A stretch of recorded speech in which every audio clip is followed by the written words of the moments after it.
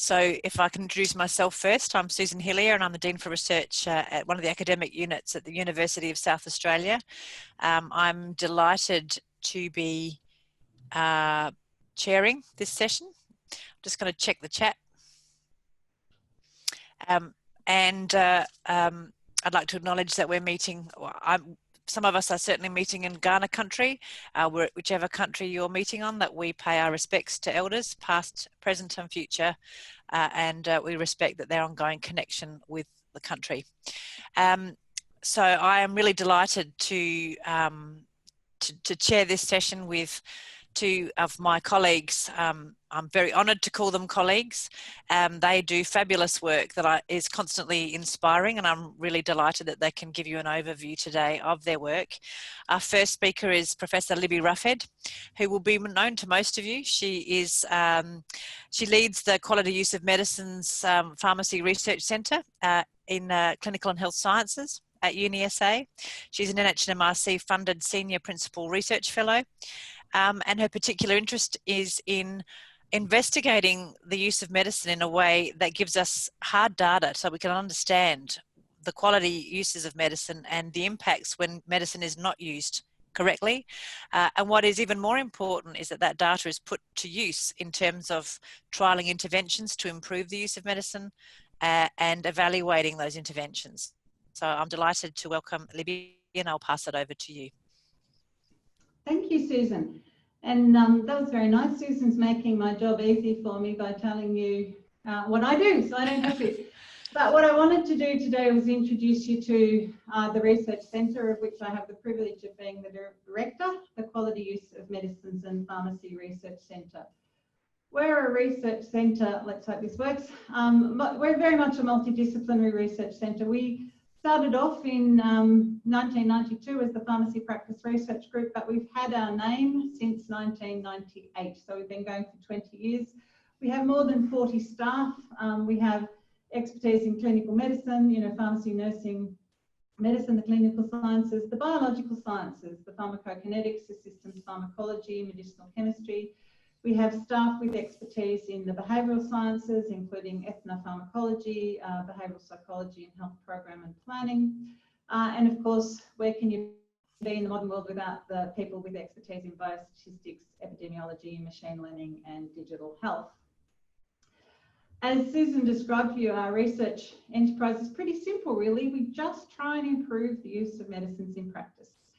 And so that extends from understanding the problems, looking at applied research to how do you introduce practice change, and then what's the kind of supportive policy development that you need for that environment. I'm going to give you a whiz-bang kind of overview, but particularly trying to emphasise some of the people who lead key aspects of this research so that hopefully you can follow up. But just some of them, we've been working for a long time with the Australian Commission on Safety and Quality in Healthcare, and more recently with the Pharmaceutical Society of Australia, to both generate the evidence and collate the evidence of what are the problems with medicine safety in Australia. And we're very proud that that concluded in 2019 with the Health Minister of Australia announcing that quality use of medicines and medicine safety being the 10th national health priority for the country. When we first started this work, we were looking at paper-based records, but now we've turned that into large-scale data analytics. And this work is led by Associate Professor Nicole Pratt and her team, which really do multinational pharmacovigilance research. They do research around the world with the USA, Korea, Japan, Taiwan, Sweden, UK, Norway, Hong Kong, data sets of more than 200 million persons. Currently in a big NHMRC project looking at the safety of biologic medicines. So if you've got any topics you want assessed, let us know. Nicole's also the Australian lead of the Observational Health Data Sciences and Informatics Collaborative, again a multinational collaborative, who focused this year, and Nicole and her team were very much involved in this work, on looking at the safety of hydroxychloroquine. This is the largest study to date on the safety of hydroxychloroquine, all about COVID of course, and the effectiveness of ACE inhibitors for people who have COVID, using the Korean data set, which actually included the COVID population. Our work covers all sorts of medicines, and so we're very proud of this stream of work led by Susan Semple on traditional medicines. She and her team work collaboratively with Aboriginal communities to support both the use of traditional medicines and the potential for using them as products. And particularly, they have a 15-year collaboration with the Chilungun Aboriginal Corporation in Cape York, looking at not only why do the medicines work, but what kind of product development might there be for use on the homelands. The outcomes of that work include multiple patents and the United Nations World Intellectual Property Organization representing Susan's work as a model for Indigenous intellectual property protection. That work is now expanding to other communities and looking at bush foods. We look at, so there's the medicine and then there's the need to optimise the dose or the treatment for individual people. And Dr. Stephanie Rutlany and her team look at that treatment optimisation and dose individualisation, looking at pharmacokinetic modelling and simulation. What makes, we all take the same dose, but we don't all get the same dose. So what explains that variation? And also looking at the value of therapeutic drug monitoring and what might be alternative approaches to individualising medicine for people. That covers diverse therapeutic areas, but including infectious diseases, cancer and rare diseases.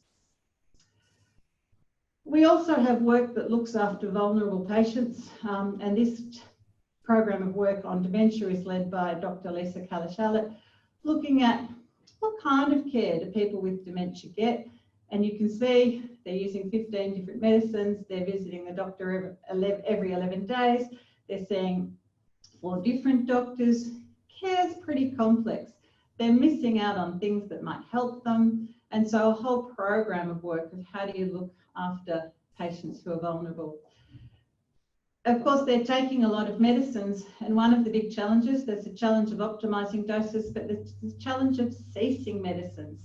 And we have Dr. Emily Reeves and her team leading research on deprescribing. How do you safely withdraw medicines? And Emily's work, it encompasses the consumer perspective. How do we empower consumers to actually be active agents in deprescribing? Emily has led the development of the first NH and MRC endorsed guideline on deprescribing and looking at different population groups. We do try and develop and test novel solutions, and we're currently in the final stages of wrapping up what we call the Reminder trial, which is a randomised controlled trial in aged care to test a novel pharmacist service. For the first time, we've got actually patients pharmacists clinically assessing patients using validated measures and clinical tools to look at can that detect and resolve side effects, and we're working with, in particular, Helping Hand and Southern Cross Care to do that. It might surprise you to know that specialist prescribing is something that's been particularly lacking a focus in the research world, but we're now working with a whole truckload of people, as you can see on the left-hand side of this slide, to look at how do you modify prescribing by specialists and focusing on the biologic disease-modifying anti-rheumatic drugs. And Professor Deborah Rowett is the QM lead on this kind of behaviour. How do you change specialist prescribing? I'll quickly remind you that we do Veterans Mates, which does use large-scale data analytics to improve healthcare practice. It's known really now as a precision public health intervention, because we can use that data to target specific people for specific problems and individualise every educational and behaviour change message that we're going out to. We actually do quite a lot of research in that. We've run a few randomised controlled trials, a couple affected by COVID, looking at what's the effect of different delivery mechanisms, what's the effect of targeting different groups or multiple groups, what's the effect of changing the behavioural theory and using a different behavioural theory. The program continues to be effective, and we can show that we've affected the lives of more than 100,000 veterans with changes to their healthcare. And this year we've been focusing on how do we keep the veterans well during COVID, where healthcare dropped, people attending healthcare dropped dramatically. So how do we keep vulnerable people back in healthcare? I just want to finish by some of the policy work, because you can't have good services if we don't have policy supporting that. We have this work by Dr. Ninwin and his team looking at dementia and developing dementia policy, but particularly in low and middle income countries. And Twan and his team working with the World Health Organization, Alzheimer's Disease International, and the Ministry of Health. And very pleased to say that Ministry of Health Vietnam are now endorsing a national dementia plan for the country, with them going on to do the quality use of medicine support. And finally, too, we do quite a bit or a little bit of work with WHO, and currently working with the Southeast Asia Pacific, looking at what kind of document and guidance might support policy. So we'll finish saying, please come collaborate with us if you've got any interest in this, or there's an aspect of your work, because medicine intersects with all of healthcare, and we know that we need interdisciplinary collaborations if we're to solve this puzzle. Thank you. Great, thank you very much, Libby. And now we can open it up for questions. So those of you who are not familiar with this format, somewhere on your screen there'll be the question and answer box, not the chat function, but the Q&A, two little bubbles, speech bubbles. You can type your question in there and I will read it out for Libby, or you can put it in there and we can respond to that afterwards. While you're typing, I've got a burning question for you, Libby. With the Department of Veterans Affairs, you're linking data essentially from primary care, are you, with veterans data, or what sort of data sources do you have for that? So the data set we use has, and so it's worth knowing about this, the data source we use has Medicare data, so the GP claims, the pharmacy claims, so we know what prescriptions people are on, what dose, what strength they're getting. We know their hospital, public and private, so what did they go to hospital for, what procedures did they get in hospital. We know their community nursing, are they seeing the community nurse. We know their home care services that they're getting from DVA, their transport services, whether they're in aged care or not, their rehabilitation and appliances, are they getting oxygen, do they need a walking stick? Oh, that's an awful lot of things, isn't it? There's something, I feel like I've missed one. But, you know, and DVA are supportive of us using this data for research. That's been a bonus of the program, as long as it benefits veterans. So we've got to be able to sell them a story of how does this benefit veterans. But there's a whole host of research questions you can answer with this linked data set, yes. That's great. It's very... it's something that we all envy, is this ability to have a data set that goes in, you know, that crosses tertiary hospital as well as the primary healthcare and community health settings. Oh, and it has something, allied health. It has all the physio, OT. Forgot. How could I forget that, Susan? Oh, Libby, I'm appalled. But you know, it's one of the few data. So it's one of the few data sets in the country that has all of allied health in it, all of medical devices and rehabilitation aids. So I think across in your unit, Susan, there's probably quite a bit that's possible to do there too. Great. Okay. Well, look, Libby, thank you very much. And, we might move on to Clive, but if more questions pop up later, I'm sure you'd welcome people to, we can send those questions to you. Absolutely. And I can confirm for the audience that Libby is absolutely genuine in her open door for collaboration. I've watched that door be opened many times for some great collaboration, particularly with SA pathology lately. So it's marvellous to have these intersections across the institutions in Adelaide. Okay. So yes, there is a question for you, Libby, that you can maybe answer in a chat about expand on the medicinal properties of native foods, but that could be a very long chat for later. So I'll introduce Professor Clive Prestige now. Clive is also in the academic unit Clinical and Health Sciences at the University of South Australia, and he leads the Nanostructure and Drug Delivery group within the Cancer Research Institute, which is up the City West end of town, whereas Libby, I should have said, is at the City East end of town. Clive's authored 250 refereed journal articles and 100 major projects with industry, $15 million industry and government funding. So I think there's a bit of a theme here at UniSA is the partnering both with government grants, as you heard with Libby being NHMRC, but also a lot of government funded and industry funded projects. And Clive is in the same category of having a very mixed portfolio of funding across the different categories, including industry partners. So I commend Clive to you now. Thanks, Clive. Thanks, Susan. Fantastic. Well, first thing I thought I'd share with you was my research team. So I think what gets me out of bed every morning is being able to work with this fantastic group of young scientists. Our general area of interest is drug delivery systems. the two major areas that we're supposed we're most recognized for is our work on lipid-based oral drug delivery systems, and also our work recently on antimicrobial formulations. But I want to tell you a little bit, first of all, about one centre that we're involved with. So our group's involved with this Australian Research Council's Centre of Excellence in Convergent Bionanoscience and Technology. This is a collaboration between these 5 universities that you may well recognise, and it's quite a major investment. This was a $35 million investment from the ARC and the universities over a 7-year period. We're well into that, and it's a major interaction with some very, very high quality science focused in understanding how nanomaterials interact at the biological interface. But I'm not going to tell you all about that. I'm going to tell you about some of the other things that this centre does, which I think is quite interesting. So it has a big role to play in outreach. It has a big role to play in social policy and education, directing the community, particularly the nanomedicine community, and mentoring the career development of young researchers. One thing I wanted to mention to you here is, so when we actually looked at a lot of literature and knowledge around the use of nanomaterials for drug delivery, I think it's a well-known feeling. The investment in that technology has been enormous.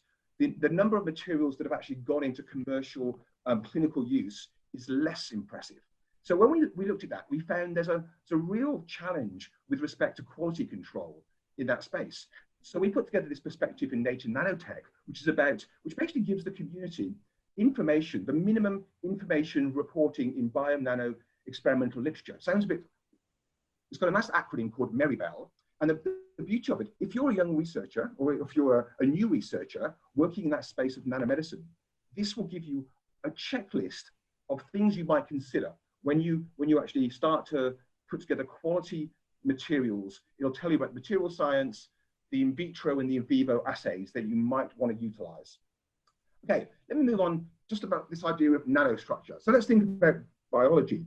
Where's nanostructure in biology? What are some of the drivers? So the classic nanostructure in biology, this the EPR, the enhanced permeation retention effect that occurs around the vasculature around tumors. This was the driving force originally why we might use 100 nanometer liposomal carriers for chemotherapy drugs, because we know that there's a leaky vasculature adjacent to tumor tissue, and the argument is that if you can design well-characterized 100 nanometer systems, they can actually take chemotherapy drugs from the bloodstream into the tumor. So we can get this passive accumulation. And this is an area, which is the cornerstone of the original nanomedicine space. And there are probably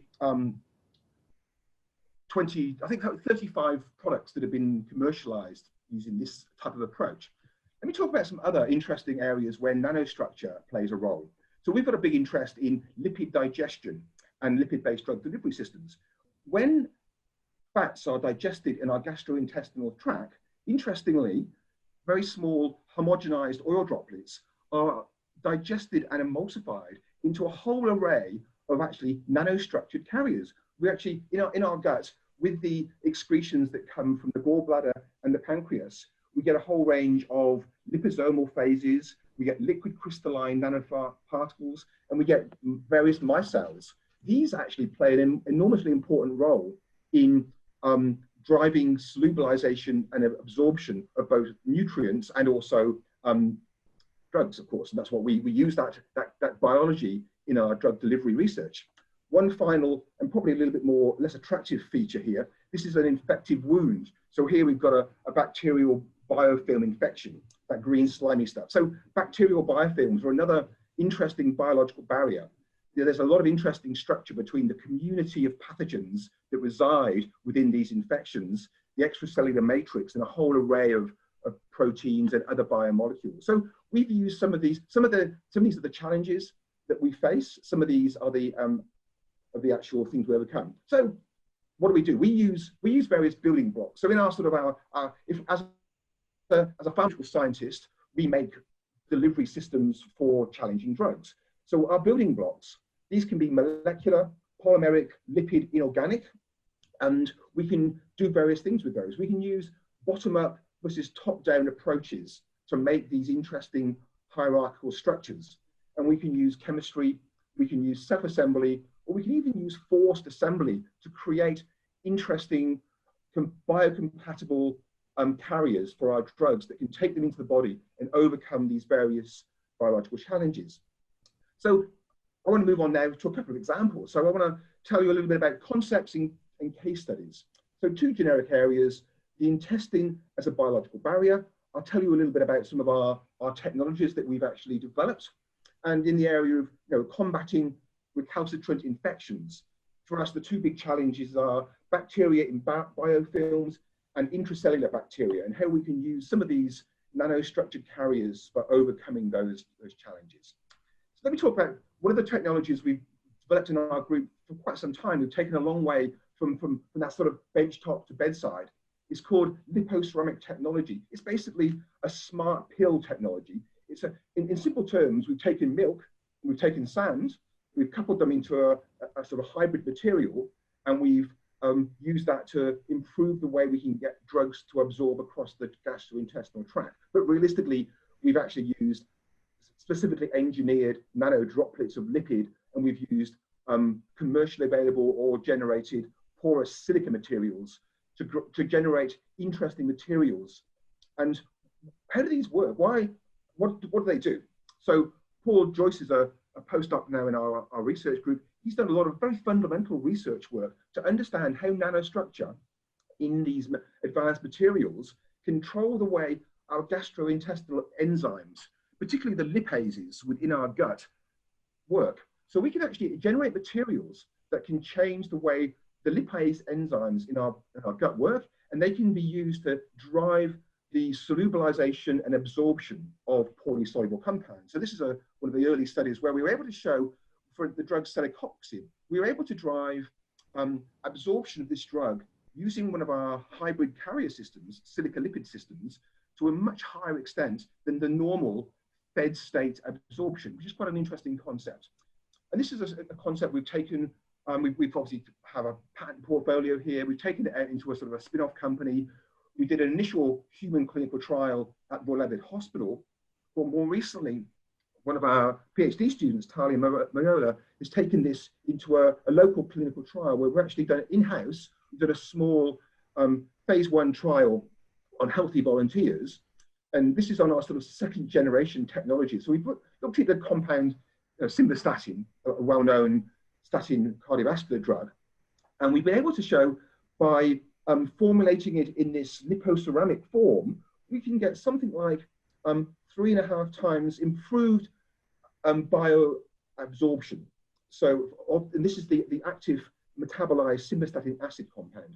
So that's compared with a commercially available product. So this just gives you an example where one area for potential commercial development and one area for is in the area of super generic formulations or repurposing drugs. So the idea of it may not be simvastatin may not be the ideal candidate here, but the concept of being able to produce a second generation or an improved medicine with bioequivalence at a significantly reduced dose can be quite attractive. So I want to move on to another sort of idea here. So it's not just about PK. We know we can have technologies that can improve pharmacokinetics, bioavailability. What we'd really love to do is to control the biodistribution of drugs. So this is one of the ongoing projects we've got in our group. It's around the drug irinotecan. Irinotecan is a colorectal cancer drug that's still dosed by IV infusion. It's used widely in the clinic. And this is the active metabolite, which is a very challenging pharmacological compound. It's poorly soluble, it's poorly permeable, and commercially it's dosed IV as a water-soluble prodrug. But our approach here has been very different. What we've decided to do here is we've actually made some alternative prodrugs. So Aurelia is a PhD student that's working on this going forward. We've developed some lipophilic prodrugs where we've actually put some lipid-like groupings on this. And why have we done this? We've done this because if we can get this to cross the gastrointestinal tract, go into our enterocytes, if we've got the right chemistry and properties here, we can actually get this to partition into our lymph system rather than our blood system. And if we do this, what we can then do is we can bypass the metabolism in the liver, which for irinotecan creates metabolites which cause life-threatening toxicity. So we're able to potentially drive biodistribution changes by understanding a combination of a prodrug and a nanocarrier. And in terms of our sort of development here, another thing we've used here to advance this technology with some of our colleagues up at Mawson Lakes and Benjamin Thierry's group, we've developed some very interesting testing on chips. I think this whole area of microfluidics is a very fascinating area. Many of you may have heard of the idea of making organs on chips. We've pushed this quite well in the last few years, and a couple of our PhD students that I co-supervise with Benjamin Thierry have done some really elegant work in making advanced models of the gut using microfluidics. And some of the first work we did here, we used this for characterizing our lipophilic prodrugs of irinotecan SN38.